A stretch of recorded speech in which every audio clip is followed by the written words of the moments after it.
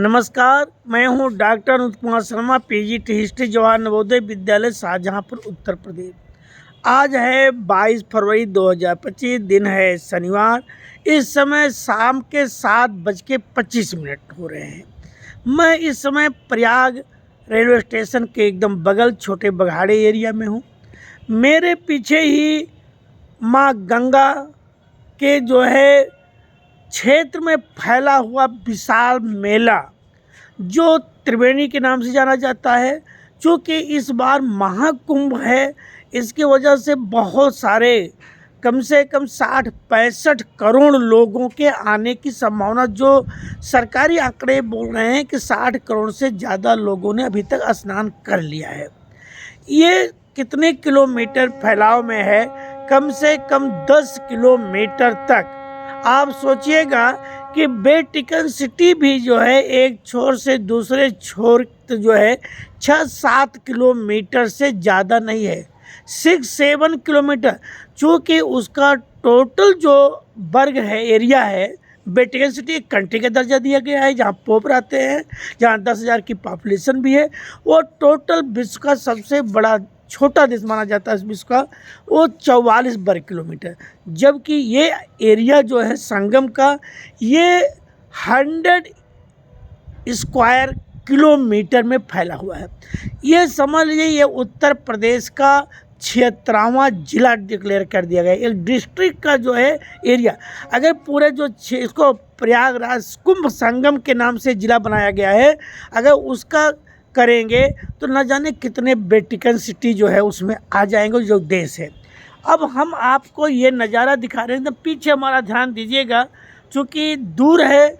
अब मैं इस समय छत पर हूँ, रेलवे स्टेशन के पास में ही रुका हूँ, तो आपको दिखा रहा हूँ। हालांकि अगर मेले में, चूँकि यहाँ से वो कम से कम 2 किलोमीटर दूर है, अगर मेला जाऊँ तो आप ये सोचेंगे इतनी ज़्यादा लाइटिंग में लाखों लाइटिंग व्यवस्था की गई है। आपको मैं वो नज़ारा दिखा दे रहा हूँ, दूर तक आप देख सकते हैं।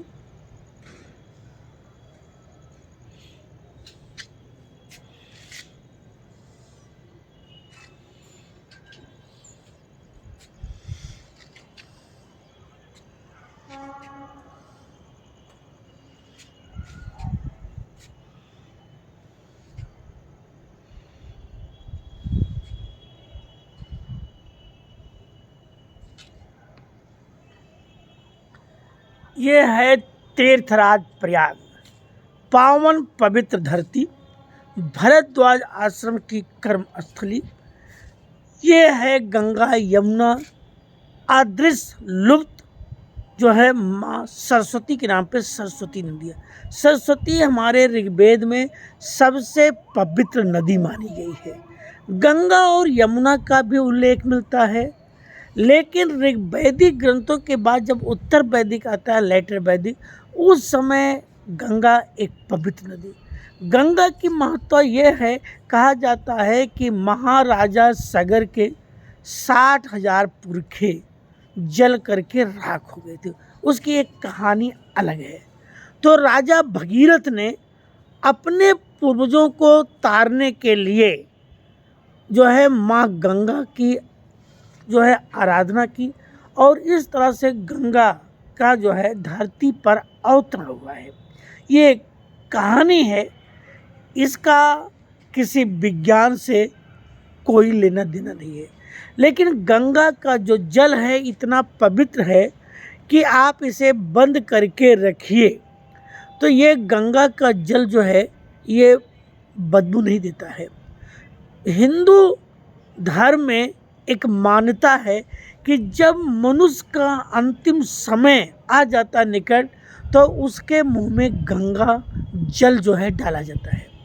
गंगा जल डालने से ये होता है कि मनुष्य के गुनाहों की सज़ा उसे जो मिलने की वाली है, उससे उसको माफ़ी मिल जाती है और उसको स्वर्ग में स्थान दिया जाता है। नरक और स्वर्ग की जो एक कहानी है, ये होता कि माँ गंगा का पवित्र जल यदि किसी के मुंह में पड़ गया मरते समय, तो वो इस संसार से वो मुक्ति पा जाता है। इतना ही नहीं है, कहा जाता है कि बहुत सारे लोगों की जो डेड बॉडी है वो गंगा के घाट पर ही जो है उसका अग्नि संस्कार होता है। जो लोग गंगा जी में उनकी डेड बॉडी नहीं ला पाते हैं उनका अस्थि विसर्जन भी जो है वो गंगा में ही होता है। आसपास के कई जिलों से जो है डेड बॉडी गंगा जी में ही हो, चाहे वो प्रयागराज हो चाहे वो काशी हो। ये जो है मान्यताएं गंगा जी के किनारे जो है ये मान्यताएं हैं। और अस्थि विसर्जन जो है प्रवाहित राख जो है वो गंगा जी में कर है। आपको मैं पीछे मेरे चूँकि 2 किलोमीटर दूर से गंगा जी की वो लाइट जो क्या, क्योंकि बहुत सारे पंडाल जो है बड़े बड़े कथावाचक के यहीं पर श्री राम भद्राचार्य का आश्रम जो है वो मेरे ठीक पीछे जो है जो लाइटिंग हो रही है आपको पोल दिखाई दे रहा है वहीं पर श्री राम भद्राचार्य का जो है इस समय अभी उनका चल रहा है प्रवचन सुंदर कांड का।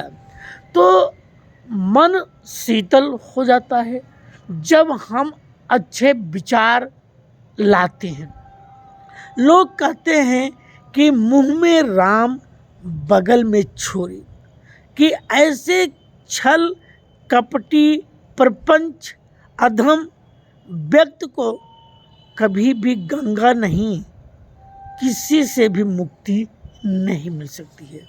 मुक्ति उन्हीं के लिए है जो अज्ञानता बस कुछ गलत हो जाता है, क्षम उन्हीं को होता है। ये माँ गंगा का पवित्र जल इस समय उनकी लहरें उनकी हवाएं साफ।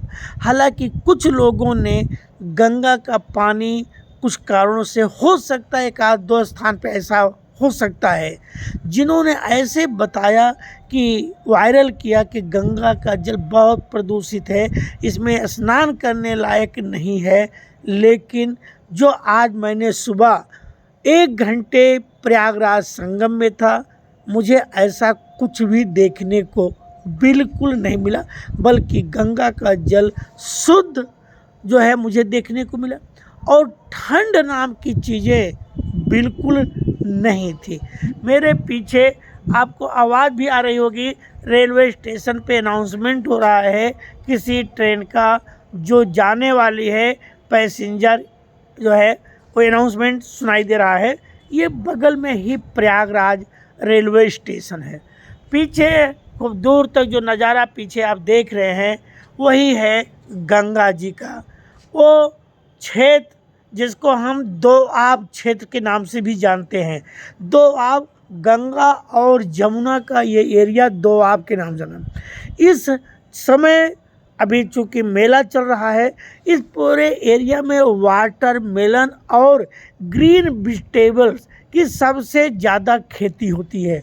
वाटरमेलन जो बड़े बड़े, अब तो वाटरमेलन चाइनीज आ गए छोटे छोटे, नहीं तो वाटरमेलन पहले 15, 20, 25 किलो के वाटरमेलन जो है देखने को मिलते थे। 40 साल पहले की मैं कहानी बता रहा हूँ।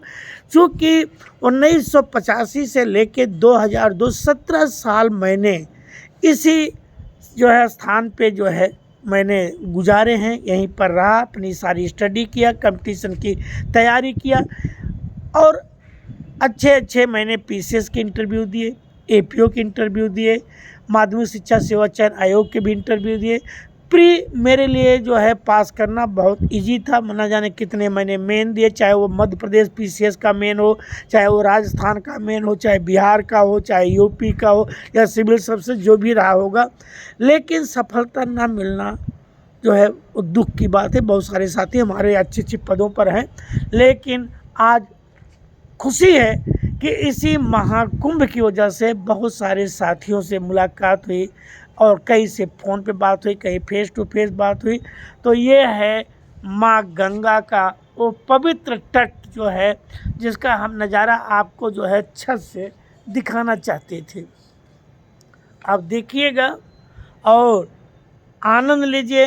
हो सके तो अपने आसपास के एरिया में जहाँ भी गंगा नदी का धारा जल का प्रवाह होता है आप वहाँ पर भी स्नान कर सकते हैं।